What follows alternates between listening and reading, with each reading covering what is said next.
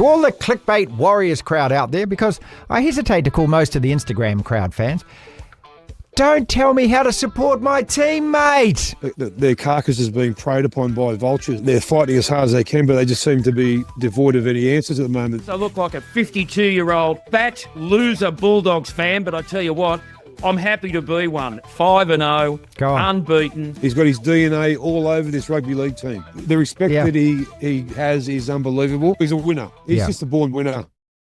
Welcome to the DSPN. Team New Zealand's in trouble. He's done it again, Ricky Herbert. The Devlin Sports Podcast Network.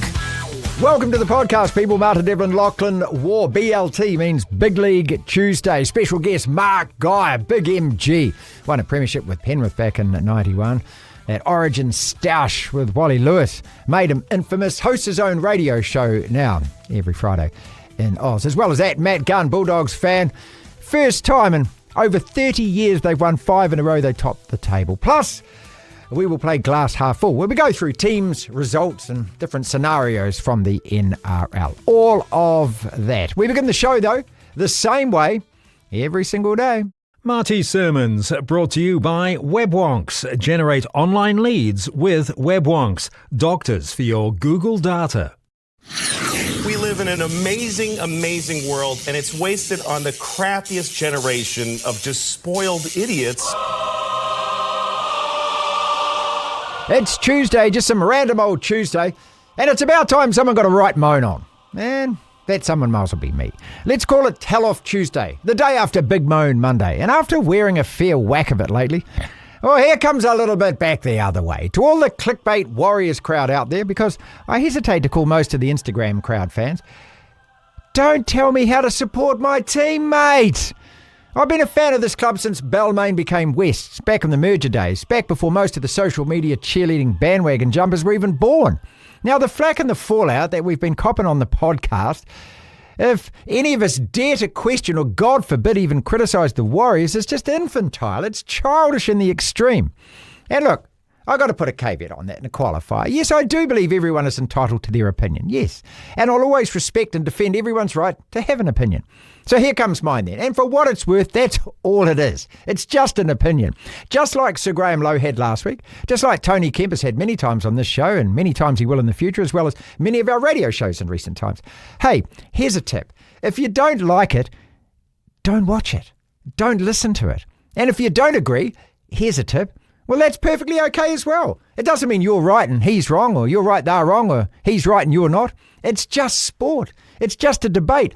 And part of doing this show, this podcast, is we try and bring things up, talk about stuff, and provide guests who you might not agree with, because contrasting thoughts and opinions is what I believe it is all about. It expands the horizon of the debate. Here's the deal. When we play well, I am fulsome in my praise. When we, the Warriors, play like rubbish, a la versus the Raiders in Vegas, then yes, they're going to wear it. When the performance is well below what's expected, they, the players, need to hear it. That's what I believe being a true fan is all about. And being a true fan isn't being a gobslobber, a cheerleader, a pom-pom waver. Being a true fan means that you both love and hate your team, and hate your team, and love your team, and love your team, and hate your team. And I love all my teams. Man United I've supported for 50 years. I've supported the Redskins / Commanders for almost 40 years. All Blacks my whole life. And yes, I'll criticise my teams, and yes, I'll dog my teams when they deserve it. Since when were the Warriors a sacred sporting cow? Because I don't believe they are. I don't believe any sporting team is. When did that happen? Praise be when praise due, sure. Equally, truth needs to be told when the team plays poop. So run along, you first day fanboys. Run off back to, I don't know, Game of Thrones or whatever TikTok you were swiping before you somehow stumbled across sport this week. True fans have been watching this team for decades, through all the ups and downs. And again, a true fan tells the truth. And that's going to continue on this show, on this program. It's never going to stop. So there it is. Tell-Off Tuesday. And here am I having a moan about people moaning at me for having a moan, which is as idiotic as most of the criticism is. And in the end, the whole thing makes about as much sense as Penrith being equal bottom on the points table. How did that happen? Devlin. It's time, Lachlan. It's Tuesday, which means we play your favourite game on Tuesdays. Glass half full. Where I give you some results, some clubs, some scenarios around the NRL, and you decide whether... Glass half full. Or glass half empty. You can go glass half if you like. Yes! Doggies to start with 5-0, first time in 30 plus years. They got a bye this weekend, so they're still going to be top of the table. And you've been impressed, like we all have, with their defence. And especially in the last 3 games where they've been missing Burton and Kiko on attack, and especially that left edge, and they've just staunched up in defence. They're almost impossible to score against at the moment. Yeah, defence is this is nothing new. A lot of people say this, ex-players, ex-coaches, better analysts of the game than myself and you, that defence is an attitude. Yeah, everyone says that, yeah. It's about skill, but it's as much about hard work and staying in the contest, and the Bulldogs clearly have a really good attitude, and I think a good attitude is born out of great coaching, but a good culture. Now, I don't like the word culture in sports because I think people throw it around thinking they know what it means. I said this on the podcast a couple of weeks ago. But the Bulldogs clearly have gotten a few things right in terms of the intangibles of that club, and that is showing with the way that team is playing on the defensive side of the ball. They've got so much talent to get the attack right, and the attack has been good for the most part. Yeah, it's been good, but not spectacular yet. No, not spectacular. It's been good, but they have got a lot of strike across the park. So the defence is the one thing you want to get right with a team when you have a lot of natural talent. And they've got that right. And let's not forget that when Penrith were winning championship after championship, and I go back to, I think, the first one of the 4, where through that final series, they were conceding less than 10 points every game. And if you can lock it down like the Bulldogs are doing at the moment, it's a hell of a lot easier to win a game of rugby league if you only have to score 12, 13, 14, 15 points. So, doing absolutely right. I'm loving the fact that the Dogs are playing like this. This sounds really strange. I know there's a lot of fans of Sydney clubs who would totally disagree with this. I don't know what it is. I find something very attractive about the Bulldogs. I don't know. What? I know. It's really strange. Go back through their history, mate. I know. And they come from a pretty nasty part of Sydney. The fans, I think, are notorious for a lot of their behaviour. Just read up about the Coffs Harbour thing. Yeah, I know. Okay. And also the salary cap cheating they did with all of those guys pretending they were tradesmen working for the council. I'm pretty sure every single club in the NRL, I don't have hard evidence, but I'm pretty sure every club in some manner manages or has managed to weasel around the salary cap, including my Broncos. Really? Anyway, didn't the Warriors get pinged for it in 2006? Everyone's been pinged, mate. Point is, I don't know what it is. I think there's a lot of history with that club. They've had a lot of success over the last however many decades, really since they've existed. There's just something I've always liked, the hard edge that they bring to the competition. There is something I just find really attractive. Falling in love with the Broncos. But part of it, you're getting all the buttons wrong. You're getting me him. No, but the point. But and also they haven't been good for a long time. It's nice to see them doing well. Glass half full, your Broncos. Yeah, glass half full. I was second on the table. Don't bitch about that. Yeah, no, I know. We couple of weekends so coming. You know it's coming to Mount Smart. Well, this weekend. So we've got the Roosters at home on Friday, which is probably 2 points in the bag. We don't have to play well, and then we're on the road against the Warriors. Which you've already. I don't you've got like such this a defeatist tone in your voice. I don't like this fixture at all. Just quickly, because there, 2018, 2019, 2015 are 3 occasions. Actually, 2023 when we were undermanned because of Origin. 4 occasions where Brisbane have come to New Zealand and beaten the Warriors when I did not expect it. 2023 was Napier, wasn't it? That was Napier, come to New Zealand, yeah. There's been 2016, 2017, I think there was one in 2012. There's been a number of games where the Broncos have come here and they should be winning them, and they haven't. Last year, I think, arguably another one as well. Toss of the coin. So I hate this fixture, and I'm going to it. Aren't you? God. And I'm going to it with my old man. He's back in the country, and I'm looking forward to it. But if the Broncos lose, and I don't want to do it. I don't want to. You got to wear your jersey though, aren't you? Oh, I'm going to be kitted out. I love my team. I love my team more than I hate the Warriors. Okay, well, see, that's it. Back to my You're fearing it already. I'm glass half full because we're getting results and we're getting. Our points difference is very good. Yeah, not bad. But we have another couple of gears in us. I just hope that we start to hit, because we've got the Bulldogs a week after the Warriors. So we've got Roosters at home, Warriors on the road, Bulldogs at home on a Thursday night. Well, you've got to win 2 of those 3 if you want to maintain a top 4 spot. Right? If we go 3-0... We'll leave the Warriors just for a couple more minutes. The Melbourne Storm, 3-1. They're in 3rd spot, 8 points on the table, 4 played. This weekend, of course, they host the Warriors. So... This is a really tough ask now for the Warriors. Coming off the bye, this is the most difficult trip that the club faces because we just don't have a great record against the Storm. We did for a while there in finals, upsetting them that famous 8 versus 1-1. But yeah, that was in 2008, and then in 2011 beat them to get into the grand final, where they lost to Manly, the Warriors. But they haven't been in the haven't been in the Storm since 2014, I think it is. That's not a great could be 2015, one of those 2 years. I think they won the Anzac Day match. Yeah, with the Storm, glass half full without a doubt. Great winner for Manly. They were up. They thrashed 48-10, I think, still with about 25 minutes to play. Look, I watched that game. They should have hit 60. I watched it up until that point, and they were just scoring tries at will. Oh, they were. They just absolutely moosed them. So, and that's just going to be a really hard ask. That's 4:00 Sunday afternoon, that one. Well, we'll get to the Warriors more so in a sec, but talking about Melbourne, I think everyone knew they were going to bounce back after that Dragons loss, which was a tricky game in really tough conditions against what is a well-coached Dragons side. 48 points on Manly? 48 points. Manly got a couple of what you'd call garbage time tries. I don't know if they were in garbage time, but it didn't really mean anything towards the end. But Melbourne, business as usual, since returned to that. Well, let's talk about that Manly side, because Smart Guy waxing way lyrical about this, and I think he's got a really good point about, just as a club, when your spiritual leader, the guy that is the base of the team, DCE, is fallen out, obviously with the top brass, wants to go, and sure, he's going to turn up every week, he's a professional, he's going to play. I don't see how that doesn't seep through the organisation, and I don't see how it in any way helps the team. Now, they always tell us, no, these players will just concentrate on that. Look, in any workplace, if your main guy, you just imagine working on a breakfast radio show, your main guy is at odds with management every day. It permeates the atmosphere of the place, doesn't it? You could argue that he's not at odds with them anymore because he's confirmed that he's leaving. Well, there's still, everything you read, every podcast listen to, there's still bitterness there, and they don't talk and they ignore each other. It's like two divorced people living in the same house, mate. Well, great, we're divorced. Who does that? So I did that for 3 years. It wasn't not much fun. But with what would help Manly is if Daly Cherry Evans, I don't think he knows where he's going. He might, I don't know. But if he can get that situation sorted as soon as possible. Well, why can't he just leave now? Well, where would he go? Dolphins. But is he going to the Dolphins? Well, where else is he going? His contract with Manly, I guess, ends at the end. Yeah, it does. It ends at the end of this. Same with the Dylan Brown thing. You can't just get up and leave it. Well, you do it in every other sport in the world. Well, good for those sports. We're talking about the NRL here. Why don't they just get with it? The NRL doesn't have a massive salary cap. Okay, so Daly Cherry Evans, the Dolphins have money to spend. Would Manly happily give him up early? Probably not. Well, just throw in that old third-party thing. Back to the thing. Chestnut.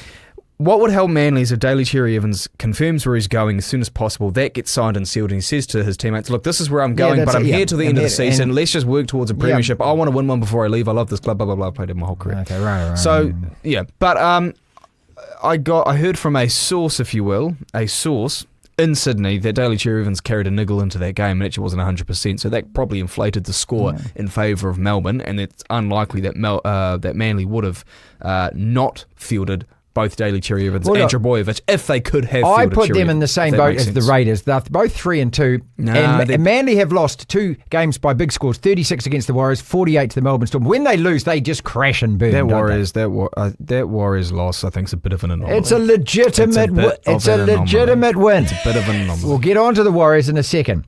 Let's go down the bottom of the table, where the Dolphins had a win and the Eels had a win. Glass half full, glass half empty on both of those clubs. I have been, I won't say praising, but I have been generous in a sense to Parramatta the last few weeks, saying that they lack the talent, but they've got a fair bit of effort, whereas the Dolphins are the complete opposite. They have the players, but they're not playing well.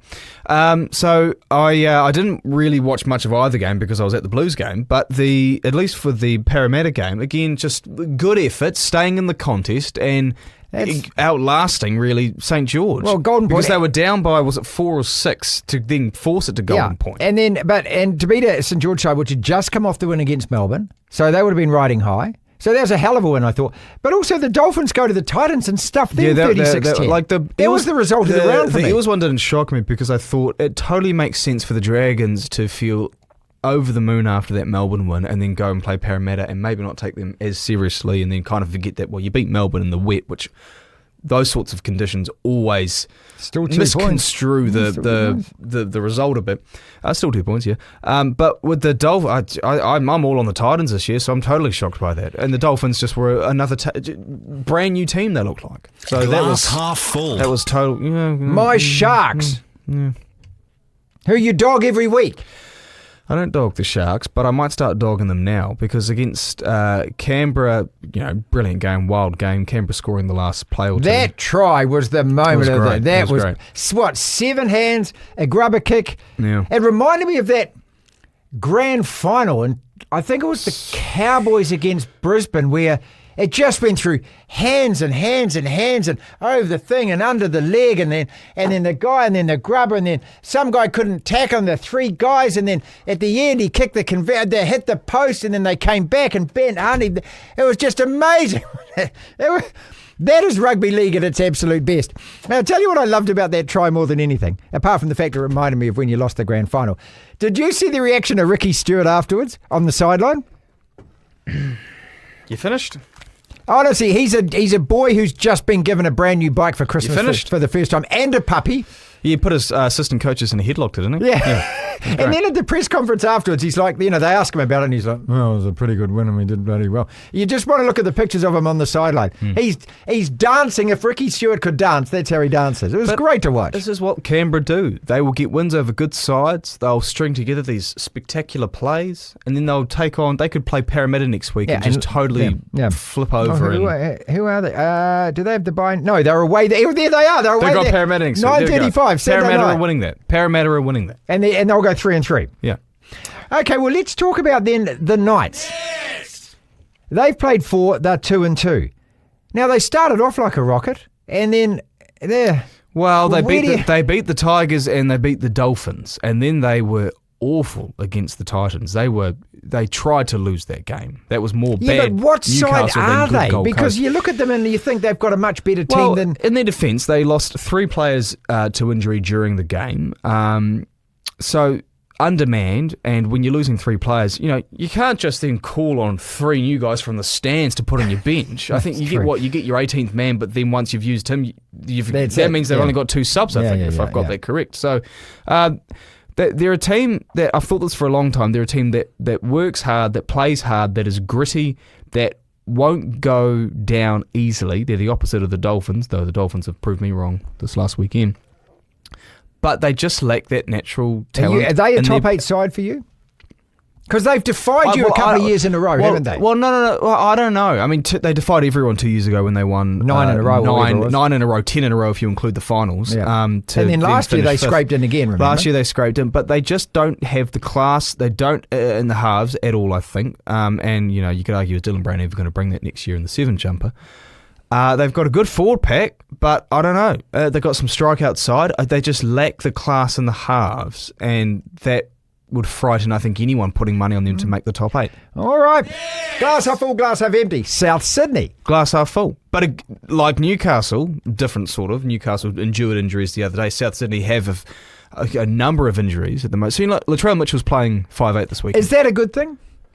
I don't think it's a bad thing. I reckon that guy's so talented. I think he could play anywhere he wanted to in that back line. They haven't got a choice. The only issue is Jack Wyden, who's played a lot of 5'8" in his career and won the Dally M as a 5'8" with Canberra in 2020, is not going to be playing 5'8". But Wayne Bennett obviously prefers the idea of Latrell Mitchell. If anyone can get the best out of Latrell, it's Wayne. Well, he's actually got a pretty good... Yeah, agreed. And he's got a pretty decent kicking game for a fullback. And I just think he's one of those players, man. He's just blessed with so much talent. If he wants to play, I criticised him heavily last year because I just didn't think he wanted to play. Well, he's never healthy. He's always got an issue. I don't think he's as bad as Trebojevic, Tom Trebojevic. Look, that's getting sad now, isn't it? It's just there's something every year. Yeah, and he misses so many games. And I don't know whether he's probably ever played a game in the past 5 seasons where he's been 100% fit. I mean, he's a brilliant player. He's a game-changing player. I think his last full season uninterrupted was when he won the Dally M. But back to South Sydney, glass half full without a doubt. They don't have any halves for this weekend. There's the guy who filled in at halfback against the Roosters, who's starting, who played well. Sullivan, I think is his surname. I can't remember his first name. He'll play with Latrell. They've got this English import who isn't quite ready to go up. So they are missing some. So they'll probably lose. They've got the Cowboys this weekend. They might glass half full, but they have some serious injury troubles. All Not right, as if they didn't already. Before we get to the Warriors, the Cowboys, who were 0-3, glass half full. Yeah, they're coming back. So and. Look, again, last year I think they started 3-0 and then they were 4-6. So they have these patches where they just lose game after game, and then they're doing it again this year. Because they can't defend. For years they haven't been able to defend. Right. They just but they're can't still a really dangerous side, aren't they? Oh, yeah. And I could see them winning that game. Without a doubt. Well, South Sydney, so it is away. South Sydney are missing players. I mean, going into the season, they played bloody well against the Panthers. So I watched that game. Going into the season, the Cowboys would have been. You look at that fixture, you would have thought, no, they're the favourites, without a doubt. Obviously, the early rounds have changed that approach, but when you look at how they played against Penrith, again, stayed in scored the first try, fell behind, but stayed in the contest a little bit like, who am I thinking of that we just talked about before staying in the Parramatta, a little bit like Parramatta. Guys like Tom Dearden and Scott Drinkwater are playing better. John Bateman still somehow has a contract with that club. Everyone's got one of them players. Everyone's got you know one what he's of them. doing now? He's wearing a scrum cap to hide his identity so that the fans can't point out the bloke who's playing like a plum on the field. Yeah, I must admit, I didn't rate him last year. Well, he was great with Canberra. Hasn't been the same since. But the Cowboys have a good coach. They have some good players. So to see them winning games, and they've got an all right record against Penrith the last few years. So to see them winning games isn't a shock. It's just, can they stop conceding points, which is a coaching thing, I reckon. We save our best to last. It's weird. I just said Todd Payton's a good coach, and then I say that. Glass half full. Glass half full. Wow. Empty. How can you be? The Warriors are in the top 4, mate. This is a brilliant start. This is echoing 2023. And in 2023, I've got to make this point time after time to drum it into your scone, that the Warriors in 2023 weren't spectacular always. They had matches where they were, but most of the time, those 16 wins, they were grinding out wins and they were coming back and winning late, dominating the last 20 minutes, getting 2 points. Winning 3 in a row in this league is never to be snorted or sneezed or sniffed at, mate. You earn 3 wins in a row. You never get gifted any win, as we saw with the results over the weekend, right? So for them to bounce back after Canberra and to win 3 in a row, now they've got the bye, come off the rest, go to a Storm side which is vulnerable. Oh, based off what? Okay, I would have thought that after the St George game. I mean, but not if after Jerome the Manly Hughes game. didn't I was doing return quite against well Manly, up I would have maybe bought into that.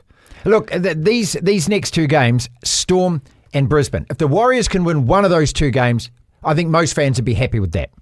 Yeah, and should be happy. I'm going to with say that. this now: that Broncos game is very winnable. It is. And Brisbane haven't been perfect to start the season, and even against the Tigers, if the Broncos lose, will you come in wearing a Warriors jersey? Will you wear a Warriors scarf? Will you wear a Warriors cap? No. I will never ever go near a bit of Warriors merchandise, and I'll never let it touch my body. The only thing I have that is Warriors related is I have 2 Warriors balls, a 2019 one and a 2020 okay, well, you will bring them in. Well, the thing is, why I had them is because I can boot the heck out of them. Okay, no, you will bring them in though, and we will do the segment with the Warriors balls, and you will. I can bring them in. Okay, back to the original question. There's 2 things with the Warriors that'll make me pump the brakes on being glass half full with them. One of them is I don't think they have faced a really tough contest yet. Now the Roosters game, as we've said, bounces the ball go the Roosters' way, they win that. Okay? But they toughed it out. They toughed it. A bit of character shown there, to be fair. The Manly game, I don't think for a second that was anywhere near the best Manly side. Well, we don't know which of this is the best Manly side. We've seen it in parts. We saw it against the Cowboys in round 1. And then we saw them just get dicked by the Storm. Yeah, because Melbourne, that's Melbourne. But Melbourne that's what Manly do. Melbourne beat South Sydney 50-0 in 2021, and South Sydney got to the grand final. If you get Manly on one of those days, Melbourne beat Brisbane 40-0, I swear, every time we play them. And we've made the final. West Tigers was another tough one. Yes, but Brisbane just beat them by 22. An average Brisbane side coming from a Broncos fan. We'll be confident about coming to Mount Smart then. So I'm just looking at the schedule here. So they've got Melbourne away next, then they've got Brisbane, then they've got Newcastle at home, which will be that's in Christchurch. Should be a win, but that's a bit of a test. And then you never know. They've got the Cowboys after that, and the Cowboys could be running hot at that point. You never know. But the next 2 games are real testers. So the Warriors, I don't think have faced quite a tough. Now, if they can perform well against Melbourne, and beat Brisbane or win one of those two at the very least, okay, I'll start to pay you your dues and Will say, Will you say glass half full? I probably will, but that's a hypothetical and we're not there yet and we're a fortnight away from that potentially happening. And if the Broncos lose to the Warriors, I won't come to work that whole week. So, also with the Warriors, I think a lot of people need to admit this, that if you want to compare them to 2023... now, I'm going to counter my own point in a sec, but the point I want to make first is that this roster isn't the same as that one. It lacks a little bit of oomph in the four-pack, just a little bit, but obviously James Fisher-Harris is in there instead of Adam Fanua-Blake. You don't have Sean Johnson. No, it's major. And both Dallin, as far as Dallin's still injured, isn't he? And you don't have Marcelo Montoya. I don't think Roger Tuivasa-Sheck is adding much at the moment, purely because he's playing a little bit out of position, but he's also injured as well. So he's also injured as well. So I don't think they have to say. They also have a much bigger question mark over their halves now than they did 2 years ago. Now, how I counter that is that I don't think anyone expected going to 2023 that all of those players, Marcelo Montoya, Sean Johnson, Chance Cook-Star, all of these guys had career best years. And there's certainly a chance that happens again because I really like Andrew Webster as a coach.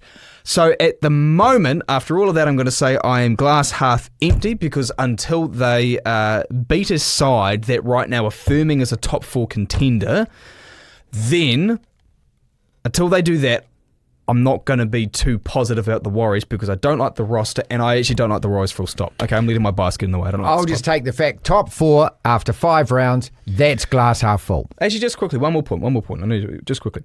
So this year, let's agree, Melbourne, you've got Brisbane, you've got the Dogs.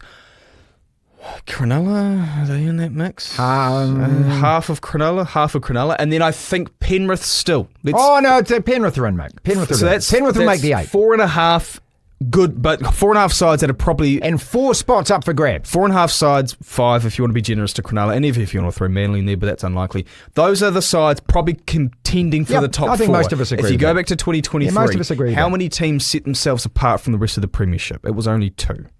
This year, it's 5.5, 6. 4.5, 6. Depending on how generous you want to be. This is the script we want. I'm just saying that I think it's a bit tighter at the top this year than it was 2 years ago. I think that's fair to say. Glass half full. This is the DSPN